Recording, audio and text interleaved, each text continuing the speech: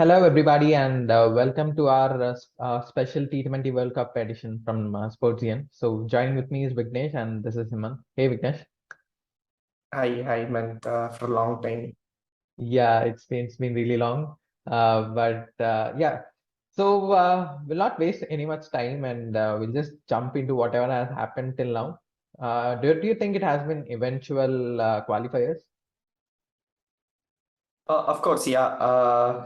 The most eventful thing about the qualifiers is that generally you have two big teams like Sri Lanka and West Indies, and you expect them to breeze through. But that certainly did not happen. Of course, Sri Lanka managed to go through, but West Indies unfortunately were out of the competition. Well, yeah, I mean, the way Namibia shook Sri Lanka, everybody thought that it would be difficult for them because they took a really bad hit on the net run rate as well. But what do you think is the biggest surprise for you? For me, Ireland has been the biggest story over here. I don't know for how many years this transformation has happened, but Ireland looked like a really solid team. Since they've qualified, I think they might, upset a few teams as well. They no longer look like a team which relies on one player. Like in 2011, back then it used to be Kevin O'Brien and Niall O'Brien. We remember that century against England. Probably at the time Ireland were more of a one-man army, but now they look really solid with like proper players like Curtis Camphor, George Dockrell, and Harry Tector. Yeah, I mean, yeah, it's been a turnaround for them. I mean, and they've been performing consistently in international scene. Even if you consider the Indian series, we had some close battles, and they bet West Indies in West Indies, and that was also a good thing. But for me, the surprising thing was how closely this stage of the tournament was fought. I mean, yeah, there were associates and there were heavyweights, World Cup winning teams, Sri Lanka and West Indies. I thought that it should be a cakewalk for them, but none of the team made it easy for any other team. And I think it is good for cricket in general that it is being accepted as a global sport, at least the T20 version. And also one more thing, Hemant, regarding Zimbabwe. I mean, OGs like us, we remember way back in the early 2000s when Zimbabwe was actually a force to be reckoned with, and then they went missing from the cricket map. But now, their resurgence is, bringing back some nostalgic moments. Yeah, I guess this is the 2003's Zimbabwe team. I mean, if you can call them that. But it's good to have them in Super 12. And that too, they missed out the last tournament. In last year's ICC tournament, they were not even part of it. And from them to get back to the qualifiers and then qualify in a great way, I think it says a lot about the Zimbabwe cricket and where is it heading right now. And of course, Hemant, despite UAE not qualifying, it was a brilliant hat trick from Karthik Meyyappan. And I don't want to be sound too cocky over here, but he used to be CSK's net bowler. Well, but it's good to see the UAE team as well. I mean, they were. I mean, I would say they were relatively the weaker among all the teams that have played the qualifiers, but still they managed to win a game, the last game, knocking Namibia out of the tournament. And I guess there is a lot of promise for them, for the UAE cricket in general. And yeah, even Namibia and Scotland, they showed some really good matches. I mean, Namibia bet Sri Lanka in a really, really comprehensive way. And we thought that this team is going to the Super 12s, but that didn't happen. But I guess Erasmus and his men can have their chin high, what they've done till now. Okay, so moving on to the Super 12s, the main tournament for us, for many people who would be watching this thing. So we'll start with Group A now, and we'll be starting with the hosts, Australia. Now, there has been a really interesting replacement. Josh English being ruled out, and Cameron Green, who is not in the scene, getting a call back. So it's good to see. And the thing that bothers about Australia is obviously their all-rounders form. Glenn Maxwell, he's not been scoring runs. Wickets have not been coming around. But yeah, you cannot really rule him out. And should they be playing Steve Smith? Should they be playing Steve? Does Steve Smith has a place in this playing 11? That's a question for the Australian management to think through. But apart from that, I guess Australia has a really good chance to go all the way in this tournament, considering that they are playing in their homes, and also they have their new find Tim David, who has been looking really strong. And if they can get their acts together, I don't think why can't Australia defend the trophy once again. Yeah, bowling wise, I think their bowling is sorted. Maybe they might. Is there a necessity to go with two spinners? Adam Zampa will mostly play. I'm not sure if Ashton Agar has a place in the team, but definitely the talking point is batting, especially Steve Smith. Form wise, I don't think Steve Smith warrants a place. But what I feel is because it's Australia, the grounds are bigger. Steve Smith is a player who can rotate strike really easily. He doesn't need to slam sixes and fours every time. And when you easily rotate strike, the grounds are really big and you can get twos like very easy. So that itself would accelerate the runs in the middle overs. Well, yeah, I guess you need a player for the other players to play around that player. I mean, you need a player who has to be a pillar sort of things. And yet, as you said, yeah, the dimensions are really big here, and hitting the boundaries is not really easy. So yeah, we'll see how what's the team for tomorrow against New Zealand, what they want to make a statement or not from the first game. Speaking about New Zealand, I think they have had a relatively quiet year. Last year, they were the finalists. Last year, they made they won the Test Championship as well. They went to the finals of the T20 World Cup. And then after that, it has been relatively quiet for them. I think one player who stands out here is Michael Bracewell. He's, kind of a Mitchell Santner kind of player, left arm bowler, left arm spinner, and left arm batsman, but he's like an extremely handy finisher. I guess that's what New Zealand has been lacking. They've tried Colin de Grandhomme, they've tried Jimmy Neesham for the finisher role. It's not really worked, but I think something is clicking there with Michael Bracewell.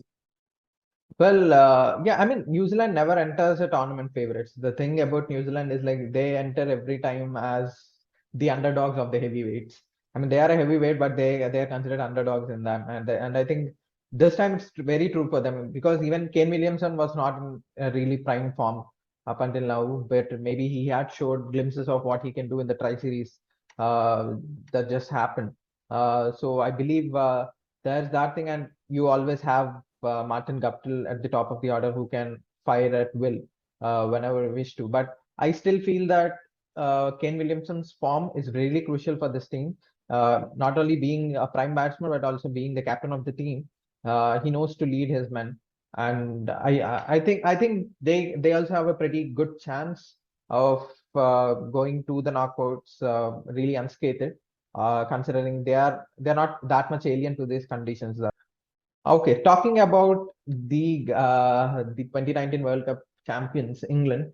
Now, I believe that I've been intrigued with Alex Hales since 2019 when he was just left out of the squad, not given any reason. And whenever we did videos, I used to say that IPL teams have to pick Alex Hales because he's a really great guy, really great talent, and I'm really happy for him that he gets to play in a World Cup, and most probably is going to open the innings with Josh Butler. So that's a solid pair, and I would believe losing Reece Topley, to an injury, might be a bit of a concern. Even though they're getting a replacement, but I don't think he can, match it up what Topley could do in those conditions. So I think that would be something that England has to deal with. But other than that, they have a really, really strong firing power. They have Liam Livingston who can fire, Ben Stokes who can bat really long. I mean, consistent and hard-hitting batsman as well. So yeah, it's interesting to see how tournament unfolds for them. Yeah, I agree. Reece Topley is like a huge loss. He's been in impeccable form. The entire English team has been in impeccable form, especially the recently concluded Pakistan T20 7-match T20 series. England won 4-3, and we have to remember it was a B team, not Hmm. a lot of main players were there. So even with the B team, England won that series over there. So and obviously they beat Australia 2-0. It should have been 3-0, but the last game was washed out because of rain. So I think form wise, if you see, England is hands down the favorites according to me.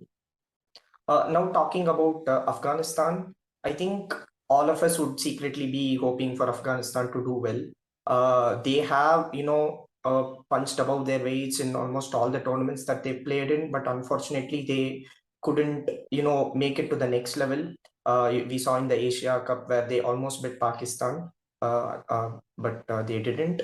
And even in last year's T20 World Cup, they performed really well. But I kind of feel that, their performance is saturated. We are seeing new youngsters, but most of them are spinners. Where are the batsmen? Where are the hard-hitting batsmen, opening batsmen? Like there are good batsmen like Gurbaz. Mohammad Nabi is there, Rashid Khan is there, but I'm not convinced with their batting, which has let them down a lot in the past. Well, if you ask me, I mean, if this was happening in the subcontinent or in UAE, I would say that Afghanistan can create some upsets. But just because it is happening on pitches where pace is a really crucial part of the arsenal, but relying on Afghan spinners, I'm really not sure how they are going to fare in these conditions. Yep, they can be economical, but taking wickets can be a really challenging task for these guys. And yeah, as you said, there is no real firepower in the batting. That has been the concern over the years for Afghanistan. But that said and done, I mean, they not playing the qualifiers and just qualifying directly to the tournament says loads about this team. But still, I think without proper batting up front in the top order, in the top three, not having reliable players to take you through the innings is a concern for Afghanistan. So I mean, it will be a miracle if they can win one or two matches in this tournament at this stage. I would consider, considering the group that they are in, I think it's really, really difficult for the Asian team. Now, talking about the Asian team, now let's talk about the Asian champions, Sri Lanka. They've really surprised everybody in every other way that can be possible. Nobody was expecting them to win Asia Cup. They won the Asia Cup. Nobody was expecting them to lose against Namibia, but they lost against Namibia. So it has been surprises for the Lankan team. Uh, but I would say the main concern has been I I I don't think it's the consistency, but the batting has been a cause of concern for the Sri Lankan team. The bowling has been up to mark, but they've had a couple of injuries. Couple of players have been ruled out, so they're not playing with their first priority bowling attack in this tournament. So I think it would be difficult for them to turn around this. I mean, they've had a good qualifier stage till now, but I guess it can be really difficult for to them from now on. Yeah, I agree. The Asia Cup was, I feel, more than the form, it was a very inspired performance from them. We all remember, the press conference between Bangladesh and Sri Lanka, the coaches, taking shots at each other. Probably that fired the Sri Lankan team a bit. This tournament, I think that probably, they would run out of steam. They have been playing a lot of cricket recently, and their performance depends on few key players like Rajapaksha, Hasaranga, Shanaka, and I mean it does look like a good team, but there are certain individuals who the opponents can target, and if they are able to tackle them, then probably Sri Lanka would be easy to win. Yeah, and also last year's World Cup heroics were done by Charit Aslanka, and he is not in prime form right now. He's been struggling to get runs. What one thing we learned from Sri Lanka in the last couple of years, not to underestimate them. But it might be difficult for them to get through the semis. Now, talking about the final team that completes this group is Ireland.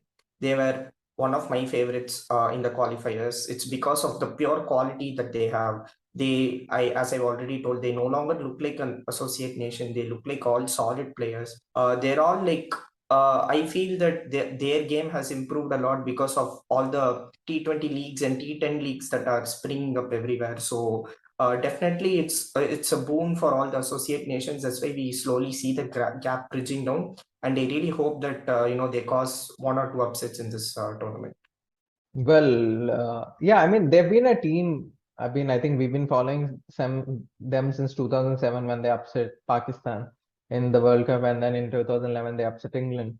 So there has been one or two upsets, there big wins here and there, but as I've already told, like they've been consistent in the past 1 year against India or against West Indies. They've been showing, like, they're a team to reckon with. And also Paul Sterling, in the last qualifying match, he showed like what a player he can be as well. I mean, his form has been a concern for quite some time. Yeah, and they have a really disciplined bowling attack. What we've seen in the qualifiers, they were not giving easy runs out. They're sticking to the line and length, and that's something that can help them in this tournament, because as we are discussing, the boundaries are really large, so you cannot really hit them unless they are in your arc, and it can cause the teams of this group quite a bit of headache. Now, moving on to the second group, let's start with the African nation. There are two African nations in this group. So let's start with South Africa first. I think South Africa traditionally have done well in Australia. I think that if at all there is a World Cup that might favor them, they've always been an unlucky team. But if at all there is a venue or a World Cup that might favor them, it would be this. They have tall bowlers who can hit the deck hard, can extract something from this pitch, but again, it's the batting that's their concern, especially the form of their skipper, Themba Bavuma. Huge controversy surrounding him. He wasn't picked in South Africa's T20 league in the auctions, raising question marks all over. His form in India was terrible, so he would have to silence his critics. He would, of course, take the place of Reza Hendricks, who has been in incredible form. He scored 3 half centuries in England. Of course, you have David Miller and Heinrich Klaassen in really good form. De Kock has been blowing hot and cold, but it's the South African bowlers who would have to give them a chance if at all they would need to qualify. Yeah, I mean, the skipper's form is a concern. I mean, he being a skipper is also being in a headache for the South African team, because if you are going to replace him, then you need to bring in a new skipper, and who is ready to take that responsibility. I guess they can look always towards Keshav Maharaj, who has done well as the South African captain. I don't think he would shy away from that responsibility if it comes to that. But we can hope that Temba can score some runs finally, and just shut all his critics. And South Africa has some really good finishers in the form of Miller, who has been in really good form. I mean, he's been in a really good form throughout the IPL. Even in the June leg of Indian series, he was in a good form. And if this team can bowl into, and I guess they got better bowling attack than the other teams. You got Rabada, you got Nokia, you got Shamsi, you got Maharaj, and that's a really world-class bowling lineup. So they are a team who can go 50-50 either way. I mean, they can just beat everybody, go to the semifinals right through it, or can just struggle right from the start. So we have to see like how this team turns up in the tournament. So let's quickly look at the other African team in this group, Zimbabwe. Like I already said, I'm really happy that they qualified, but I feel that they don't have enough quality to, cause some upsets. It's mainly because the whole team revolves around one man, Sikandar Raza. If he doesn't score, then I think that the team is finished.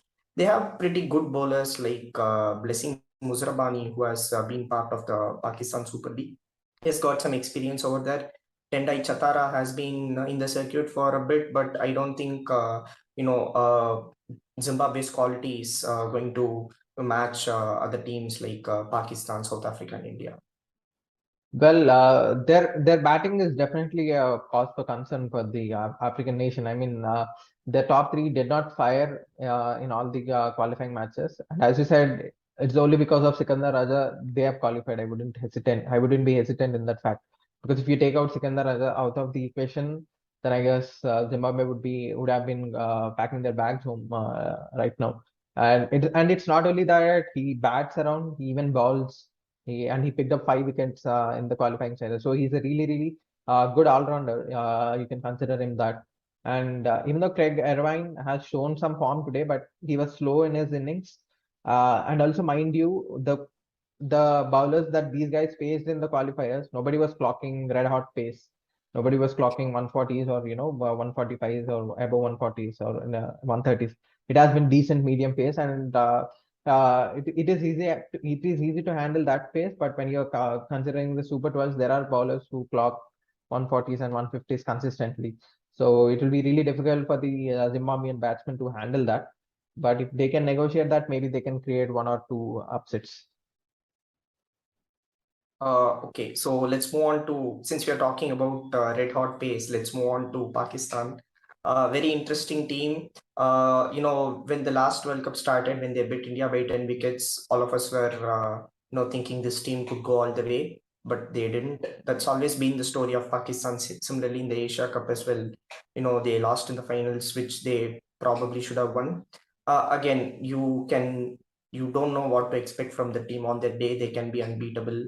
Their mood has been pretty good as of now. And remember the 1992 World Cup, which was the only 50-over World Cup that they won. That was in Australia.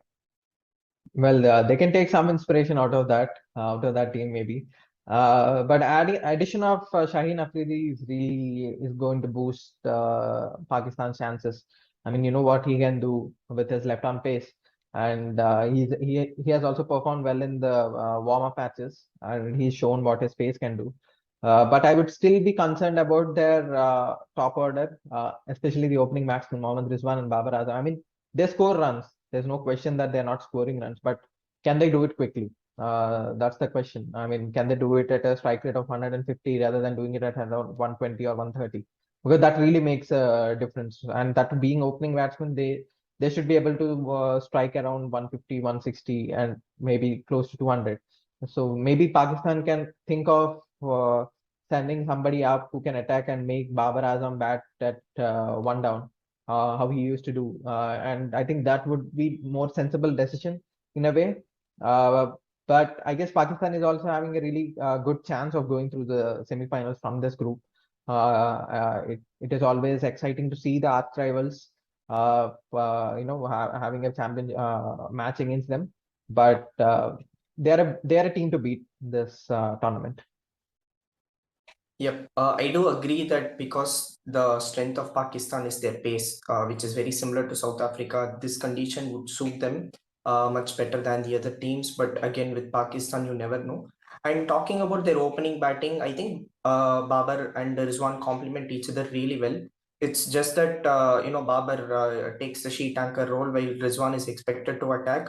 But there are some cases when Rizwan also slows down. I think he's been in brilliant form as of now, so nothing against him. But in the situations where he's not been able to score runs, their middle order should come and do something. And I think that's the weak link for Pakistan. 3, 4, 5, and 6 aren't that great. And also recently, I think Shan Masood, he had, I think, a concussion accident. So I don't know where that puts Pakistan's middle order. And I don't think they have a stable middle order as well. They've been playing around with 3, 4, 5. They're making people come up the order whenever is required, maybe batting them lower at the order. So, but it is better to have a stable 11 playing around for them to progress through this tournament. Now, talking about stability, let's talk about Bangladesh. I mean, maybe a couple of years back, they were a team on the rise. They were a team who was Ireland, I would say, in this tournament. They are a team who was no longer an associate nation.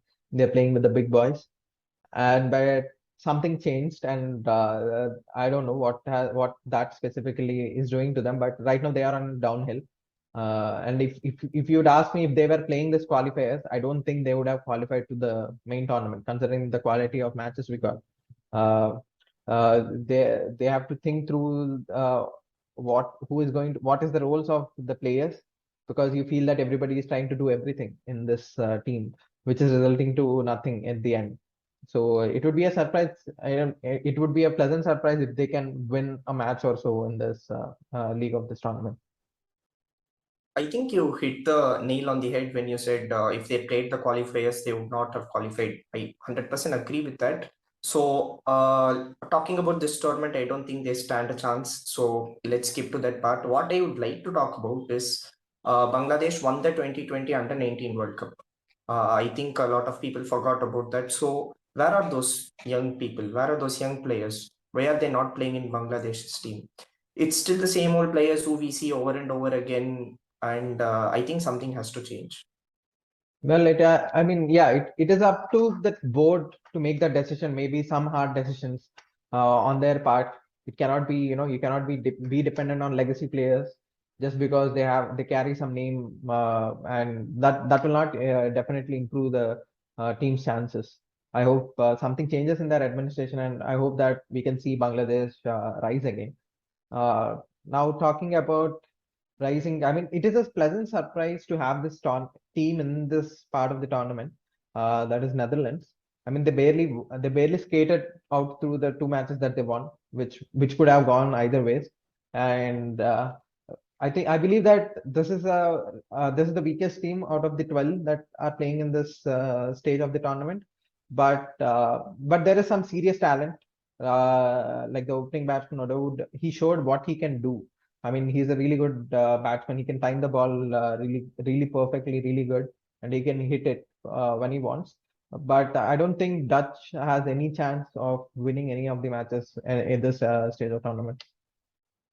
Yeah, I agree. I mean, I'm also writing Netherlands off just like how I wrote Bangladesh off. But let's talk about the bright sparks. We had spoken about Odor. I would like to speak about Bas de Leede. He's a really good all-rounder, very handy bowler. I mean, I think he's more of a handy bowler. He's probably one of Netherlands' strike bowlers, and he's a solid batsman as well. So he's one to watch out for in the future. Now let's talk about the only team left in this tournament, Team India. I mean, what do you make of Team India? What are its chances? I think, to be honest, I feel India will make out of this group, but that's only because they are not in the group of death. Probably if they were in the other group, I might have thought twice. But this group is relatively easy, so I think the team will make it out of this group. And also the recent form has been really good. During the start of the year, we were all thinking how good is Kohli's form. But then later, he's peaking at the right time. Surya Kumar Yadav is in the form of his life. So is Hardik Pandya. His confidence is leaps and bounds. India has found a new finisher, Dinesh Karthik, who's also in really good form. Personally, I think I was a bit sad Rishabh Pant is not there because Australia is his forte, to be honest. It's sad that he's might not be featuring, but I think, the team has picked at the right time, so they will progress to the next level. Yeah, I mean, if you ask, my personal thing is like missing out Jasprit Bumrah and Ravindra Jadeja is not an ideal situation. I mean, your prime all-rounder who has been, and that too, he's been in a really good form throughout the last couple of years. His batting has been really improved, and his bowling has been always on top of mark. Losing him had a bit of a concern. I guess we are still missing that all-rounder. I mean, yep, there is Akshar Patel. Akshar Patel can bat, but I don't think he gives that stability as Ravindra Jadeja has given it. So we need to still see if Ravichandran Ashwin will